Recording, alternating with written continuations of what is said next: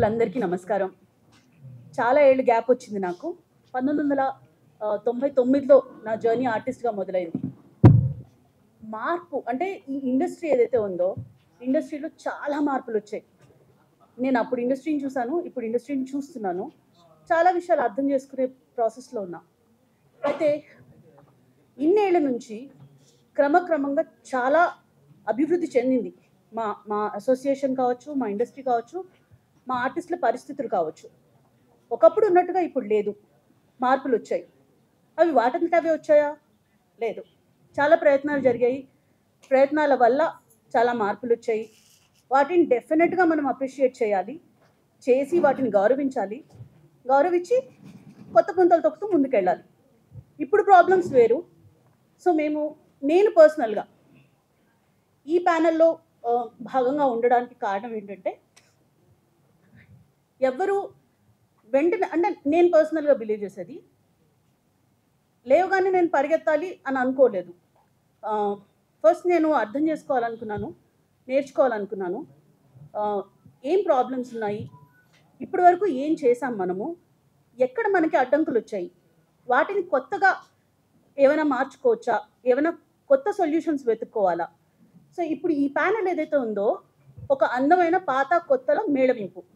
Experience ఉంది, ఇప్పుడు కొత్త వాళ్ళం ఏమైనా కొత్త ఐడియాస్తో ముందుకు వస్తాం.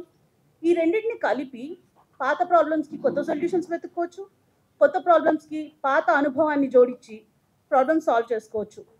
సో ఇలా నేర్చుకునే అవకాశం ఉంటుంది, కలిసి పని చేయొచ్చు, మంచి సొల్యూషన్స్ వెతుక్కోవచ్చు. అనుభవజ్ఞులందరి అనుభవాన్ని జోడించి దాన్ని ఉపయోగించుకుని కొంచెం ఎక్కువ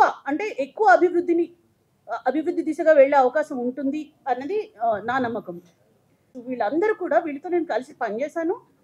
పనిచేసే క్రమంలో ప్రాబ్లమ్స్ ఉన్నప్పుడల్లా డిస్కస్ చేయడానికి కానీ వెంటనే అప్రోచబుల్గా ఉండే మనుషులు వీళ్ళంతా. సో నాకు అదొకటి చాలా బాగుంటుంది. అంటే ఎప్పుడైనా సరే వాళ్ళతో మాట్లాడగలిగిన ఒక రిలేషన్షిప్ ఏదైతే ఉందో అది నాకు నచ్చుతుంది. సో వాళ్ళ ఎలక్షన్లో నిలబడ్డప్పుడు నేను ఓటేయాల్సి వచ్చినప్పుడు నేను వాళ్ళకి ఓటేసానంటే I believed in them. And నేను పనిచేసే అవకాశం వచ్చినప్పుడు నేను వాళ్ళతో కలిసి పనిచేయాలి అని అనుకున్నాను. So that's why I'm here. I'm very very very proud of you all. Thank you very much. And కొత్త సొల్యూషన్స్ వెతుక్కుందాము. ప్రాబ్లమ్స్ చాలా ఉన్నాయి, అన్నీ తీరిపోతాయి, ఒక్క రోజులో అన్నీ జరిగిపోతాయి అన్నది లేదు.